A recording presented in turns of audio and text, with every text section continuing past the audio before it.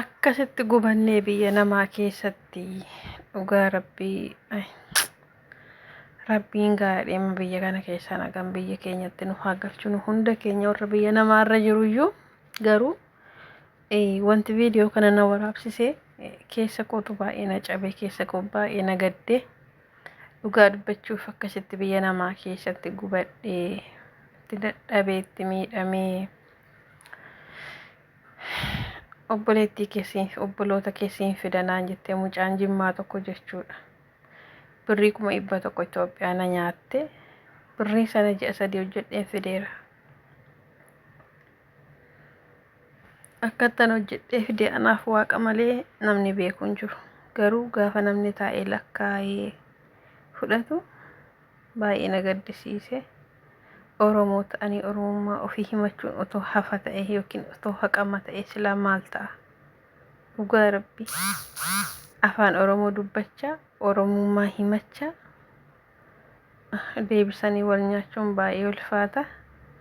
Ani meezoon namaa natti darbuu miti dhugaa rabbi yookaan koo darbee namatti irra na gammachiisa malee dafqi namaa tokko gaafa hankootti darbu boqonnaa yunaan kennu hamma namichaaf deebisutti baay'een cinqama. Birriin tokko namaan irra yoo jiraate hamma gaafa birrii tokko sana namaa kennutti an karaa nama sanarra hin deemu jechuudha. Maaliif baay'ee natti dhaga'ama na sodaachisa. Garuu maalin godha? Rabbi haqa kiyya biraa hin nafeeni haqa kiyya naafaa barbaadu. Hixifii godhee ishee harkaa haa baasu akkuma isheen onnee kiyya qarsam gootee cabsite immoo rabbi dhala ishee irraa ishee haa cabsu. Ani kanuma bichaa waan nan jedhu jechaadha. Maaliif baay'een itti miidhameera. Akkattan fidee akka qaba namni biyya namaa keessa hojjetee itti miidhamee fideen hin beeka jechuudha. Yookiin obboloota koo naaf finne yookiin birrii koo naan deebisne yoo nan ishee gaafadhu abbaa kana naan hin jettu.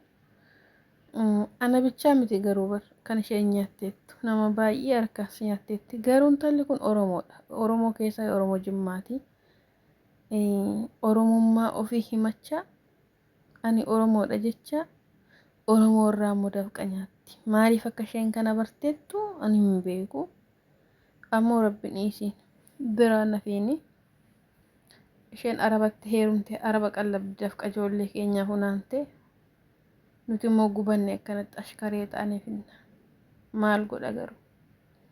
Amantaa ofiitti amananii kakatanii maallaqa nyaachuu jechuun akka kootti baay'ee ulfaata.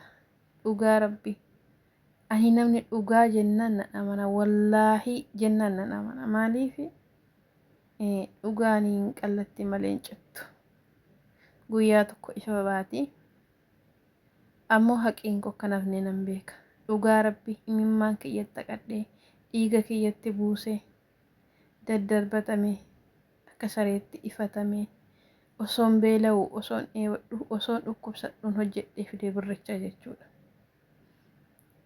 Ammoo akka rabbiin haqa kiyya biraa nafne nan beeka garuu yeroof nama aarsa.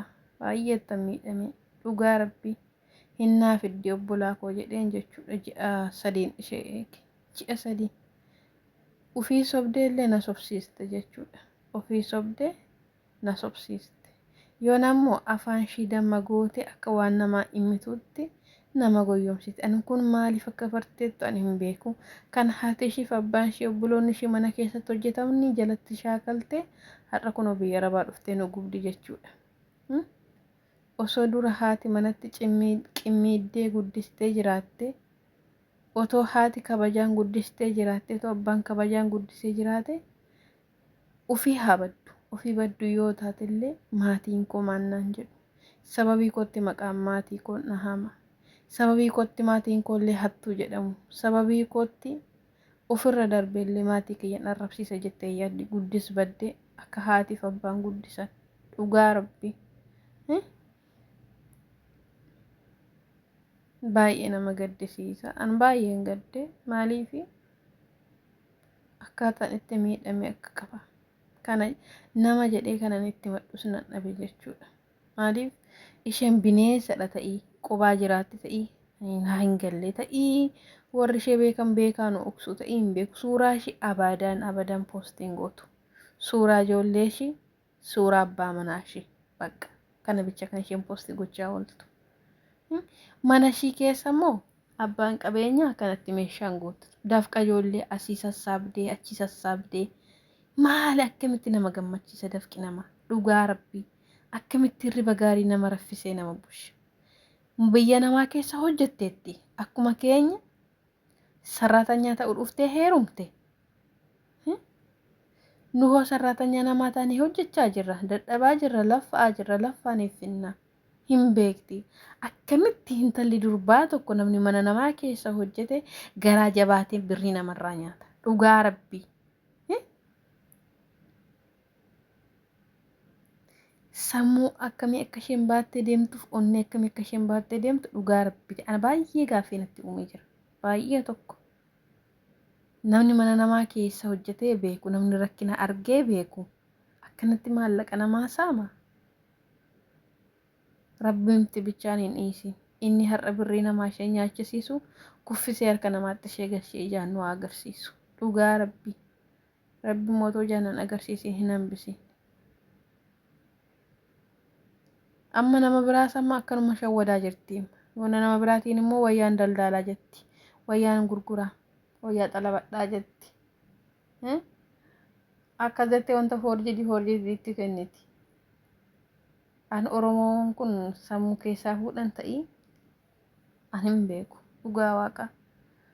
Namni birrii jibbu kamillee hin jiru jechuudha. Birriidha kan biyyaa nu baase. Garuu yoo itti dadhabne, yoo itti dafqa keenya xuruursine nu gammachiisa, nu boqochiisa. Akkamitti kan ittiin dadhabne, kan itti dafqi keenya hin buune, akkamitti nu gammachiise nyaanna. Akkamitti nu gammachiise birri namarraa funaannee bulla. Akkamuma sammuun ishee akkamuma yaada.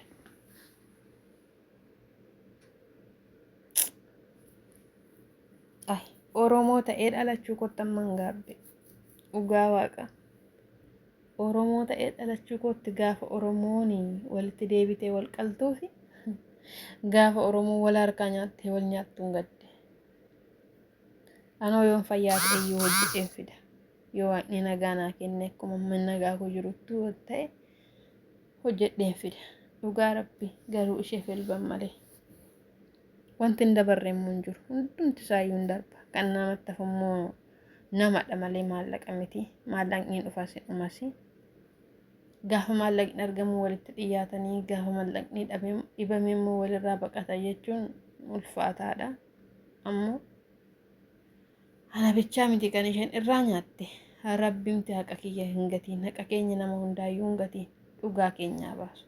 Isheen immoo balaa isheen hin beekne isheerraa buusu rabbiin. Ani kanuma bichaan jedha. Waanan dubbadhuuf waanan jedhus nan dhaba. Maaliifi baay'ee nama miidha. Namni ittiin dadhabne tokko, namni hojiirran oolchine tokko, sobee daldalinnati sobaatiin hin maallaqa namarraa nyaatu baay'ee nama gaddisiisa. Dhugaa rabbii. Ammoo